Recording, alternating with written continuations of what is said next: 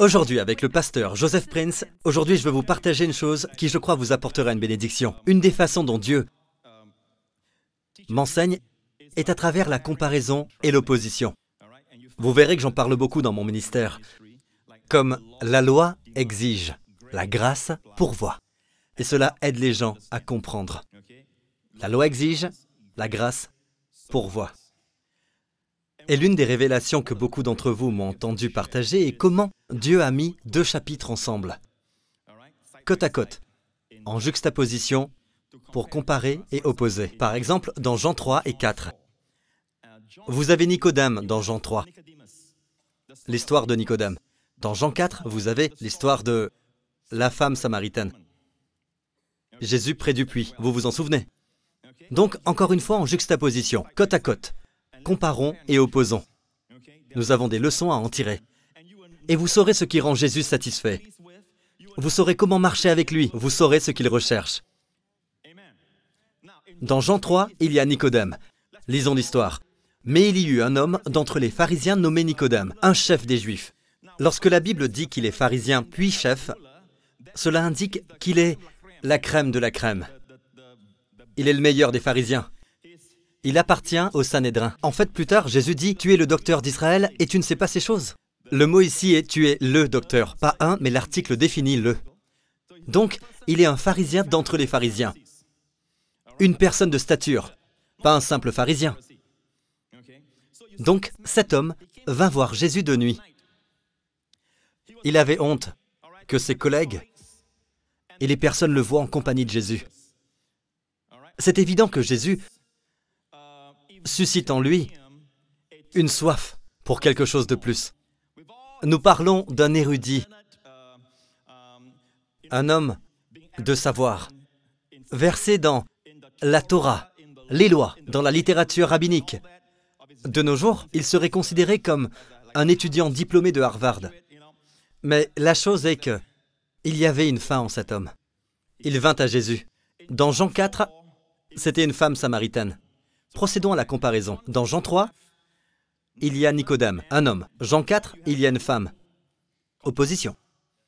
Jean 3, il vint à Jésus de nuit, ne voulant que personne ne le voie. Jean 4, la Bible nous donne l'heure à laquelle Jésus rencontra la femme au puits. C'était à la 6e heure, à midi, en plein jour.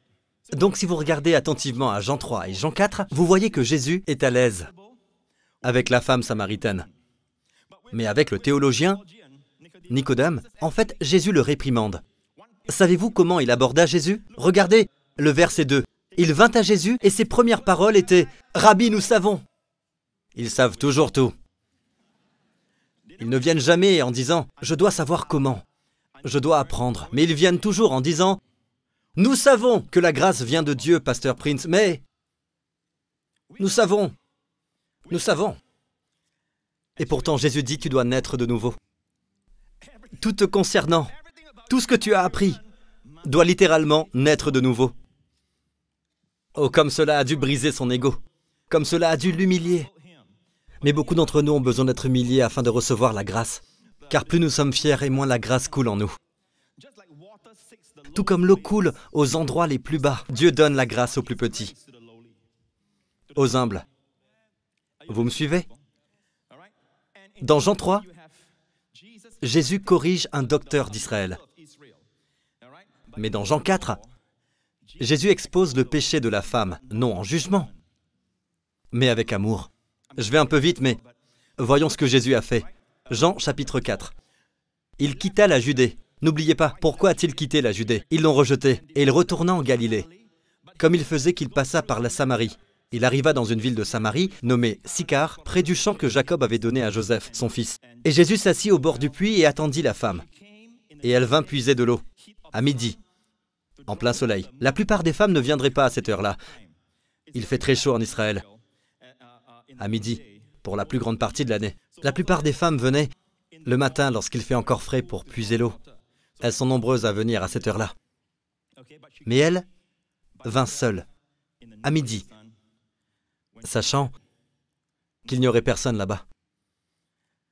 Vous savez, hier, lorsque je préparais ce message, le Seigneur m'inspira à écrire ceci dans mon carnet. Il n'y a pas de souffrance plus grande qu'un cœur solitaire.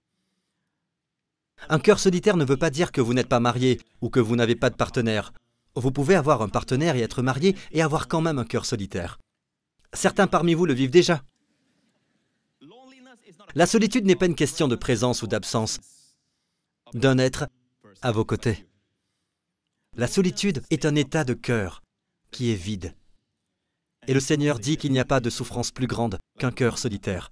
Fils, aimerais-tu connaître le remède pour que tu le dises à mon peuple demain? J'ai dit oui. Le remède, c'est d'avoir un temps seul avec Jésus. Le remède, c'est d'être seul avec Jésus.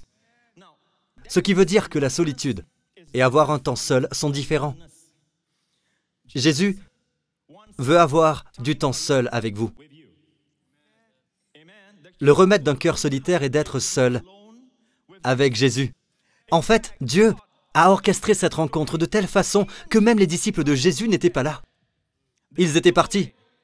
Ils étaient partis en pensant qu'ils allaient acheter du pain. Mais Dieu a tout orchestré pour que la femme soit seule avec le merveilleux berger qui la vit. Le remède pour un cœur solitaire est d'avoir un temps seul avec Jésus, qui sait tout de vous, mais pourtant il veut s'approcher plus près de vous. Un Dieu qui s'est abaissé si bas, au point de dépendre d'elle pour une goutte d'eau, afin d'étancher sa soif. Quel Dieu! Quel Dieu!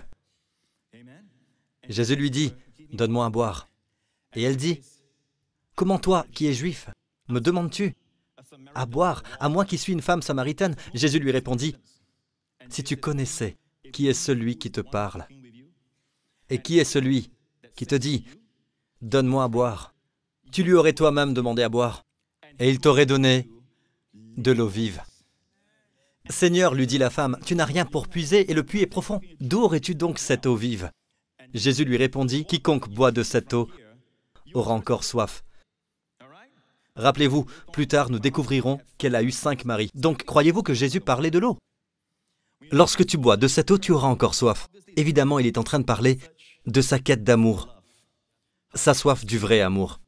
Si vous buvez des relations humaines, seulement des relations humaines, vous aurez encore soif. Mais Jésus dit, « Mais si vous me demandez à boire, l'eau que je vous donnerai deviendra en vous une source d'eau qui jaillira et vous n'aurez plus soif. » Donc de nombreuses personnes ont une soif. Je ne parle pas de soif physique, je parle d'une soif émotionnelle, spirituelle. Elles pensent que la soif peut être étanchée en partant en vacances. Elles reviennent en ayant toujours soif. Des fois, elles ont plus soif encore. Elles pensent que la soif peut être étanchée en s'impliquant dans une relation, même illicite. Mais la soif n'est pas étanchée. Elles recherchent donc à étancher leur soif en dehors d'elles-mêmes. Alors que Jésus dit que l'eau qu'il donnera deviendra en vous une source d'eau qui jaillira jusque dans la vie éternelle.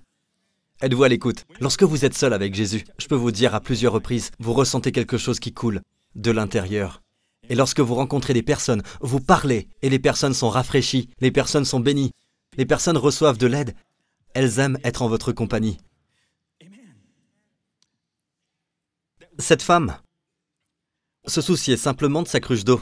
Elle regarda donc à Jésus et lui dit, « Donne-moi cette eau afin que je n'ai plus soif et que je ne vienne plus puiser ici. » Tout ce à quoi elle pense, c'est l'eau physique. « Va, lui dit Jésus. Appelle ton mari et viens ici. » La femme répondit, « Je n'ai point de mari. » Jésus la regarda, et c'est ce que j'appelle le sandwich divin. Vous m'avez entendu parler de cela. Jésus lui dit, « Tu as eu raison de dire, je n'ai point de mari. » Donc, il la complimente d'abord. « Tu as eu raison de dire, tu as bien fait de dire. » Bien est kalos en grec, qui veut littéralement dire « Tu as joliment dit que tu n'as point de mari. » Je peux imaginer un prédicateur de nos jours dire à quelqu'un qui vit dans l'adultère « Tu as joliment dit que tu n'as point de mari. » Ce serait plutôt « Hé, toi, tu sais !» L'adultère, c'est quelque chose de grave dans la Bible. L'adultère est-il mal? Oui, bien sûr. Mais remarquez comment il l'amène hors de ce mal. Non avec la condamnation. Plus tard, elle réalisa qu'elle est en présence de quelqu'un qui sait tout de son péché et qui pourtant ne l'a point jugé, qui n'a pourtant pas été repoussé par son péché. Jésus lui dit, « Tu as eu raison de dire, je n'ai point de mari, car tu as eu 5 maris, et celui que tu as maintenant n'est pas ton mari. En cela, tu dis vrai. » Voilà l'autre compliment. Le premier, tu as joliment dit. Le dernier, tu as dit vrai. Jean 3, Nicodème. Il dit, « Comment un homme peut-il naître quand il est vieux? Peut-il rentrer dans le sein de sa mère et naître ?» Jésus lui répondit, « Tu es le docteur d'Israël et tu ne sais pas ces choses. » Donc il abaissa le théologien. Il éleva le pécheur. Jésus était donc en train d'amener la femme au point où il voulait lui apprendre qu'il savait tout d'elle, même son péché. Il est au courant de son péché. Il veut qu'elle sache qu'il est au courant de son péché. Qu'elle n'est pas en train de le tromper. Il est au courant de son péché, pourtant il s'est approché d'elle. Pourtant, il n'en a pas été repoussé. Pourtant, il lui a demandé une faveur. J'aime ce Jésus. Écoutez ceci. Cet homme, dans Jean 3, Nicodème, vint à Jésus de nuit, et la rencontre avec la femme se passa en plein jour. Nicodème fut sauvé à la fin. Mais la femme fut sauvée immédiatement et devint tout de suite une évangéliste. Elle retourna dans sa ville et dit, rappelez-vous qu'elle avait peur des gens à cause de son péché. Son péché l'avait rendue solitaire. Mais alors elle retourna dans cette ville et s'écria, « Venez voir un homme qui m'a dit tout ce que j'ai fait. » Waouh! Pas la peine d'aller à l'école biblique. Je ne suis pas contre l'école biblique. Je dis simplement qu'elle n'a pas eu besoin de 2 ou 3 ans de cours. Elle est devenue tout de suite une évangéliste. Les pasteurs, les leaders, écoutez. La grâce fera de votre peuple les personnes que nous aimerions qu'elles deviennent à force de répétition et de prédication. Elle est devenue une évangéliste. De qui Jésus fut-il satisfait? La femme au puits. Pourquoi? Lorsque les disciples arrivèrent, après qu'elle soit partie, en passant, elle laissa sa cruche d'eau. Qu'est-ce que cela signifie? Cela indique que les choses naturelles ne la captivent pas. Elle a trouvé un plus grand objectif, Christ. Son cœur est maintenant rempli de Christ. Et si Christ peut assouvir son besoin spirituel, il peut lui donner toute l'eau dont elle a besoin. Elle n'a pas besoin de cruche d'eau quand elle a un puits. Elle laissa sa cruche d'eau, nous dit la Bible. Lorsqu'elle s'en alla, les disciples de Jésus arrivèrent avec leur McDo, avec leur burger. Et évidemment, ils virent que Jésus était revigoré. Ils dirent, « Maître, mange !» Mais il leur dit, « J'ai à manger une nourriture que vous ne connaissez pas. » Était-il heureux? Était-il satisfait? Vous savez pourquoi? Lorsque votre cœur est plein de grâce et que quelqu'un vient et le prend, cela vous rend heureux. Des 2 personnes dont nous parlons, la femme et Nicodème, à qui Jésus se révèle-t-il comme le Messie? Ceci est très puissant. Après que la femme se soit rendue compte que Jésus connaissait tout à son sujet, « Tu as eu 5 maris. » Jean 4. « Seigneur, lui dit la femme, je vois que tu es prophète. » Il y a du progrès, n'est-ce pas? D'abord, elle lui dit, « Seigneur, tu n'as rien pour puiser. » Remarquez, maintenant c'est, « Seigneur, je vois que tu es prophète. » C'est plus profond, n'est-ce pas? Puis elle dit, « Je me suis toujours posé cette question. » Elle dit, « Nos pères, les Samaritains, disent que nous devons adorer Dieu sur cette montagne, le mont Garizim. Vous, les Juifs, dites que le lieu où il faut adorer est à Jérusalem. » Jésus dit, « Femme, crois-moi, l'heure vient où les vrais adorateurs adoreront le Père en esprit et en vérité, car ce sont là les adorateurs que le Père demande. » Le fait est que Jésus l'a cherché, qui veut dire que seuls ceux qui reçoivent sa grâce sont ceux qui peuvent adorer le Père en esprit et en vérité. Imaginez un Dieu saint, qui n'est pourtant pas rebuté ou repoussé par son péché. Il s'est approché. Il s'est abaissé pour même demander une faveur, une chose que d'autres n'auront jamais fait. Je ne demanderai jamais rien d'elle. C'est horrible, elle vit dans l'adultère. Mais Jésus s'est abaissé et lui a demandé une faveur.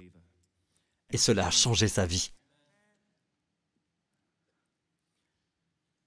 Puis elle dit, la femme lui dit, « Je sais que le Messie doit venir. Quand il sera venu, il nous annoncera toutes choses. » Jésus la regarda et dit, « Je le suis, moi qui te parle. » Dans la Bible anglaise, on peut lire « I am he », littéralement « Je suis lui », lui en italique, ce qui indique que ce n'est pas l'original. Jésus lui dit littéralement « Je le suis, moi qui te parle. Je suis. Je suis. » Moïse demanda à Dieu « Quel est ton nom ?» afin de le dire aux enfants d'Israël lorsqu'ils me le demanderont. Dieu dit « Tu leur diras « Je suis celui qui suis. Et ici, elle dit, quand le Messie sera venu. Jésus dit, je le suis. Waouh! Nicodème n'a jamais entendu Jésus dire, je suis le Messie. La femme a entendu Jésus dire, je suis. Waouh! Ça me rend heureux et je m'emballe lorsque j'étudie ce genre de choses et que je reçois cela. C'est génial. En passant, Nicodème, contrairement à la femme, fut sauvé à la fin. À 3 reprises, la Bible parle de Nicodème qui vint voir Jésus de nuit. Ce fut la nuit de sa vie. Et il ne fut probablement pas sauvé immédiatement. Il commença à réfléchir à ce que Jésus avait dit, mais à mi-chemin, dans le livre de Jean, nous voyons qu'il se tint debout pour défendre Jésus au sein du Sanhédrin, le comité. Dans Jean 7, Nicodème et le Saint-Esprit dit, qui était venu de nuit voir Jésus, leur dit, car ses collègues condamnaient Jésus. Ce qui se passa, c'est qu'ils avaient envoyé des huissiers arrêter Jésus. Et les huissiers, des soldats, revinrent bredouille. Et ils leur demandèrent donc, pourquoi ne l'avez-vous pas amené? Leur seule réponse fut, jamais homme n'a parlé comme cet homme. Les pharisiens étaient furieux et commencèrent à condamner Jésus. Et Nicodème se mettant debout, lui qui vint à Jésus de nuit, leur dit, notre loi condamne-t-elle un homme avant qu'on entende et qu'on sache ce qu'il a fait? Donc, vous pensez sûrement qu'à ce moment précis, il était déjà sauvé. Mais il était toujours un croyant en secret. Un autre moment où nous voyons Nicodème, la 3e fois où nous voyons Nicodème, était à la crucifixion de Jésus. Il est mort le soir. Ils descendirent son corps de la croix. Joseph d'Arimathée vint avec Nicodème. Et Joseph d'Arimathée était un homme riche qui était disciple de Jésus. Et il donna à Jésus un sépulcre qu'il avait préparé pour lui-même. Et la Bible dit où personne n'avait encore été mis. Je me disais que cela était très intéressant, d'un sein vierge à un sépulcre vierge. Puis Nicodème vint, suivons l'histoire. Nicodème, qui auparavant était allé de nuit vers Jésus, le Saint-Esprit voulait simplement nous le rappeler. Il vint aussi apportant un mélange d'environ 100 livres de myrrhe et d'aloès. Quand un pharisien qui est riche commence à utiliser ainsi son argent pour le Seigneur, vous savez qu'il est sauvé. Je le répète, vous savez que cet homme est sauvé. Puis la femme vint. Suivons l'histoire de la femme. Avançons. Plusieurs Samaritains de cette ville crurent en Jésus à cause de cette déclaration formelle de la femme. Il m'a dit tout ce que j'ai fait.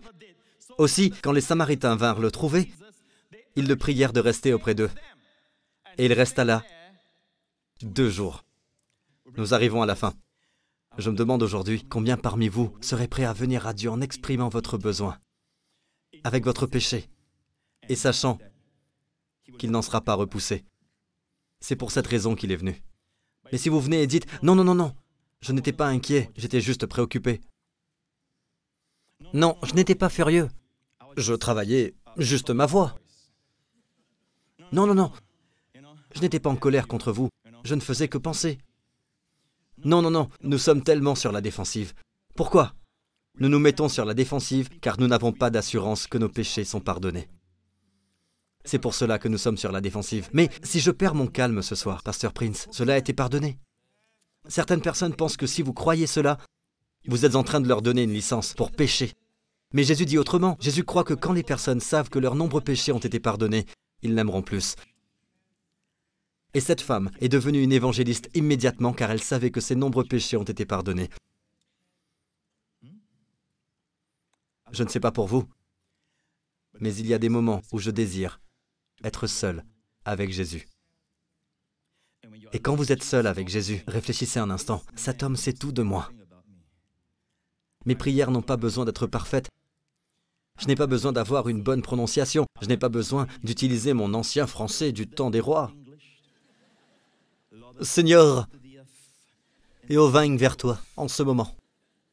Viendras-tu à mon secours? Ô Seigneur,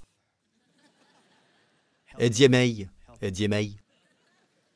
Non, vous pouvez dire Seigneur. Je me sens mal aujourd'hui, Seigneur. Je suis si heureux car tu ne me laisseras pas même lorsque je me sens mal. Ô Seigneur, cette fille est belle, Seigneur. Oui, je sais, Seigneur, je ne la convoiterai pas. Je dis simplement qu'elle est belle. Une belle œuvre, Seigneur. Si vous parlez ouvertement au Seigneur, il n'y a aucune place pour la tentation. Il désire être seul avec vous. Pas que vous devez toujours passer tout votre temps avec personne autour. Pour une mère, c'est assez difficile avec les enfants en bas âge, etc. Je comprends cela. Mais je dis simplement de façon intime.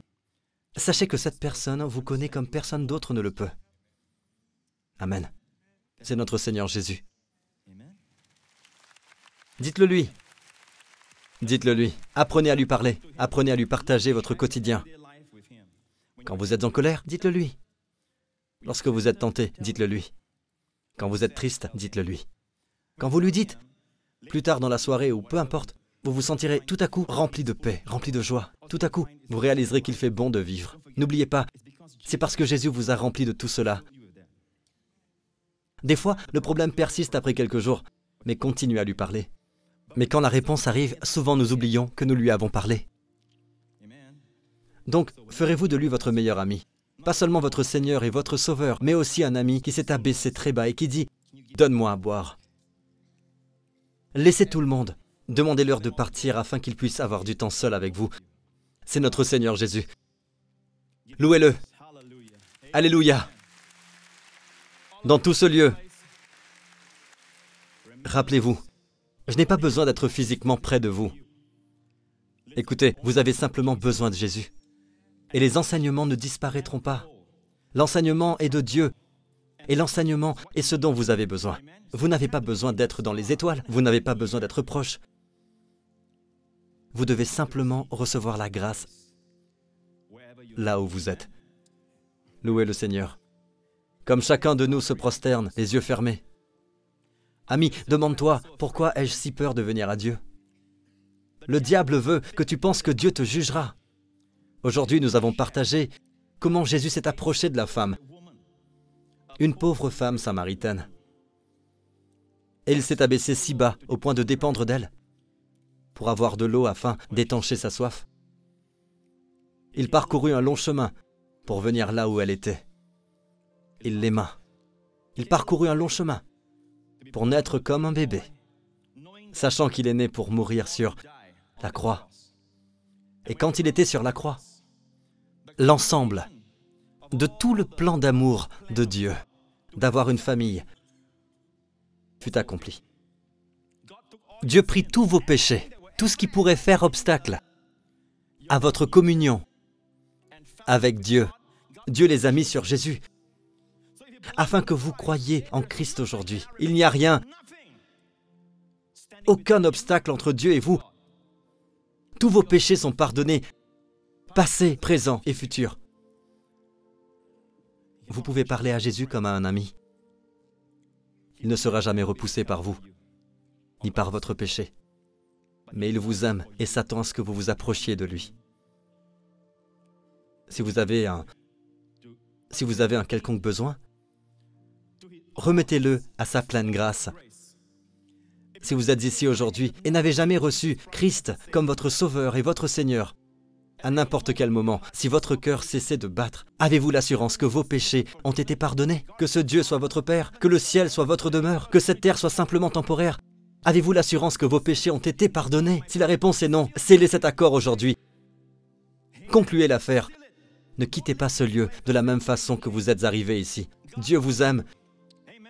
Si vous voulez Jésus-Christ comme votre Sauveur, votre Seigneur, si vous voulez savoir que vos péchés sont pardonnés éternellement, qu'il n'y a plus aucune séparation entre vous et Dieu, alors faites cette prière avec moi maintenant, où que vous soyez. Dites cette prière de votre cœur.